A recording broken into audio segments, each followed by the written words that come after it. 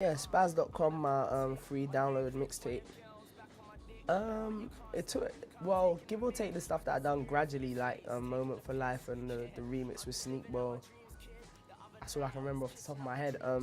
The rest of it was kind of like 2 studio sessions, like a week and a half of just going in, man. I kind of felt like there were songs that were hot right now, and artists that are not just hot right now, but current in terms of having chart success that I think are amazing rappers. It's a new day. It's like, I remember 2 years ago, it's like there was speculation about who could rap and chart at the same time. But now, I'm a #1 artist, Tiny's a #1 artist, Resh is a #1 artist, and I have the power to bring these people together to actually give away just bars for free. So I was thinking, yeah, this is gonna be pretty cool, man. My favorite track on the mixtape is probably the Headlines freestyle, the cover of Drake's song, and Decorations on My Body featuring Skepta and an artist called Shallow that I've actually been working with since as long as I can remember. But when I persisted with music, he decided to stop and do other stuff, and now he's back on it. So that's kind of like a proper joy for me. I feel like he's the only person that's born in the same year as me that can keep me lyrically on my toes. So in terms of coming from the underground and then going pop for a minute, and then I do feel that I did create a confusion as to what my audience is. But like I say to people, at the time I came through, if you never had a pop song, you couldn't get on the radio. But it's like there's certain MCs that probably would have wanted to make a pop song but couldn't, because making a pop song and doing the video for the pop song, you have to kind of be able to market yourself and carry yourself and articulate yourself in a certain way, which I could, so I did. So don't shoot me for being first who done it, if you get what I'm saying. So, but it's a new day now, and I think I'm kind of like rebuilding in terms of not getting my credibility back, because I don't feel I ever lost it. I feel it's more just bringing audiences together and understanding that there is a set of people that actually are fans of Chipmunk, that are really into me as a person and my bars, etc., that just don't want to buy music. It's not their thing. They don't have an iTunes account, but they actually do like Chipmunk. And I had to make a conscious decision of still wanting to please those people, even though it cost me. For instance, it cost me to make the mixtape. I just do it and give it out for free because I understand these people do like me, but they just don't want to buy music. It's not their thing to do. Try and make as much people like you as possible. I think what a lot of people fail to understand is that love and hate are simultaneous, and if you keep going up with the love, you're going to keep going up with the hate, because it's just a bigger scale of people. So yeah, I think it's very important to understand. But like I said, to make a conscious decision of wanting to please people that just don't buy music is something that an artist has to, determine within themselves. But it's something that I did want to do, so hence Spaz. Thinking independent, so I might drop out my label. I think it's kind of been put out there now that Jive as a label is kind of in a situation. I don't want to be the first person to speak on it and publicly put it out, whatever their situation is. I don't know if the head of Drive is going to make an announcement or whatever, but my mixtape kind of came out before that whole situation happened. But yeah, man, it's true. I'm thinking, you know what? It's a good space to be in. I can say right now I'm currently independent, you know what I'm saying? And I can also currently say that I have had literally a phone call from probably just about every record label in the country in the space of a week or a day, for instance. But it's just a nice space to be in, to know that, a lot of people come out of a record deal situation and they have 0% interest. They're kind of looked at as, yeah, your time's over. But people are looking at me like, right, this guy, he's only 20, he's still fresh, and he's got a business brain on his head, so he's the type of person that we want to work with. So it's just about me now. A lot of people forget that I actually charted independently before I had a record deal, and that's kind of what got me my record deal. But it's a cool space to be in. It takes a lot of thinking, more thinking than I imagined until I'm actually in the situation now. So yeah. I did say I wanted transition to be an event for the country, and I think that if I'm dead honest with myself as an artist, I think Champion was the event for the country rather than the album. But it was a blessing to have, have Champion on transition. I think it was a big moment. I think the video kind of subconsciously said a lot to the country without them even realizing. It's like, Chipmunk, you've seen me come from being wherever I've been in my school uniform and gradually just making more things happen to, standing next to Chris Brown.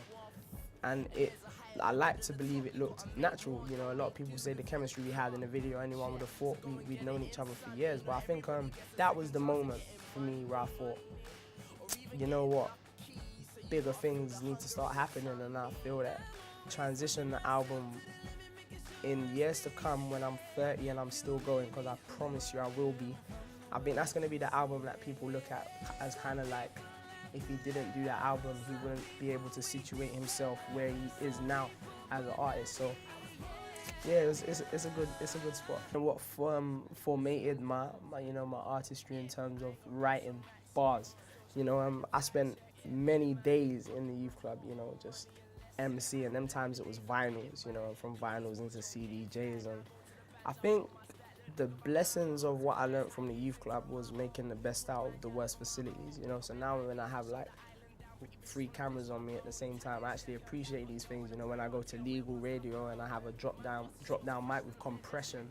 It's like a lot of people that kind of come in the game, the best way to put it is I had like a successful underground career, so when you transcend and things start to happen for you, you appreciate the finer things that someone that comes through and just comes in at the highest level has, because the only mic they're ever going to know is a mic with compression. So if they go to a live show and their mic's not working, they wouldn't even have the slightest clue on how to improvise and make it happen. So yeah, I appreciate coming from where I come from. Now it's all over and done with post-rights in terms of places for young people.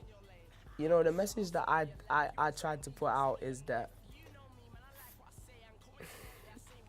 I try to look at young people as young adults, and I think that's where society's going wrong. I feel that, the older generations look at the younger generation as just the younger generation, as you're just children, but there isn't enough legal means for young people to make money. Do you know what I'm saying? If you're 14, you can't actually get a job until you're 16 and you have a CV. So the only means of him getting his money, I believe, well, the majority of means is through negativity. And I feel that when young people make the choice to be negative, they are actually doing it knowing there could be repercussions, but they just don't care. I think that the focus more needs to be on how to make these young people have more opportunities of structuring how to formulate their own money by legal means, rather than pointing the finger and saying you're bad, because as long as there's good people, there's going to be bad people. But I think the percentage of people that are good is way more than the percentage that are bad, but bad sells papers, so let's focus on that. In terms of, the negativity being broadcasted online, going back to what I'm saying, I think everyone just has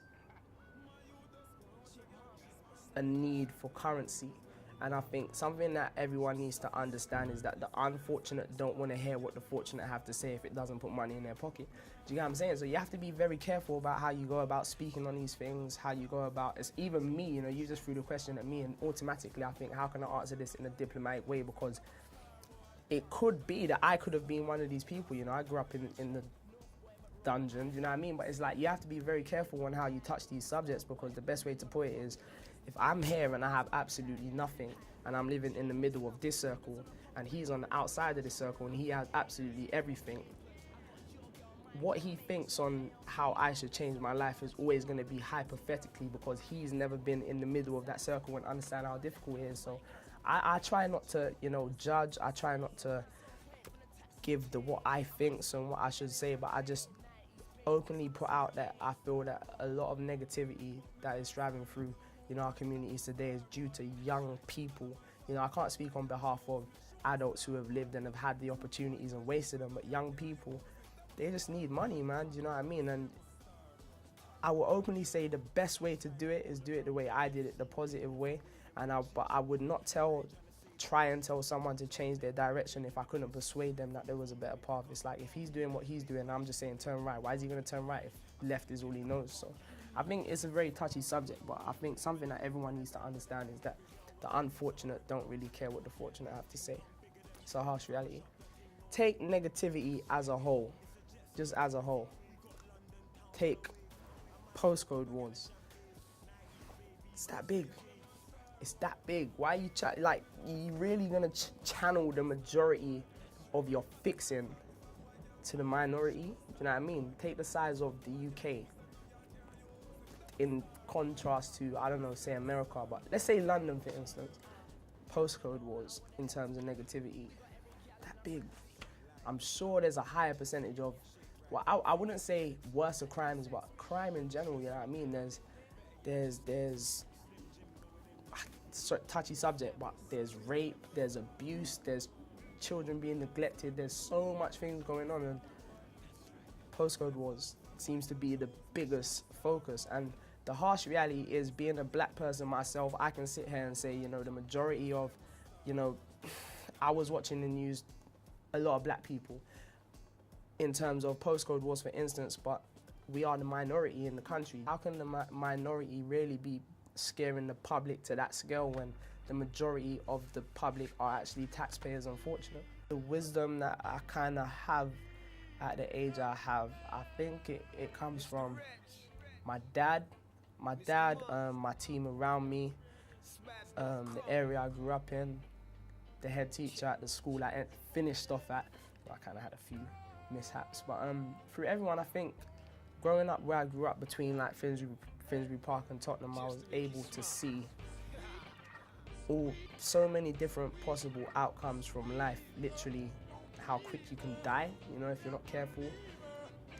People being rich from what one might see as negative reasons, people being rich from positive reasons, people having everything and losing it all, and just seeing such things at such a young age kind of helps you to situate yourself and channel where you're going to focus your energy, and I think that's kind of what happened to me. So how I think Tottenham is perceived as an area right now is just like any other area in the UK, which is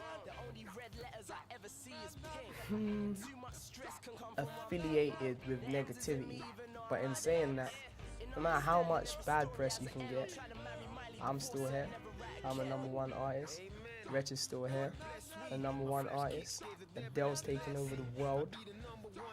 Beautiful things are happening, man. I was at the Pride of Britain Awards yesterday. The girl, I can't remember her name. I think it was Gemma, the girl who won the Prince's Trust Award and actually was given the award by the Prince, was from Tottenham. Also done 3 years in jail. You know, so you know, where there's good, there's bad, man. Who cares? We're here.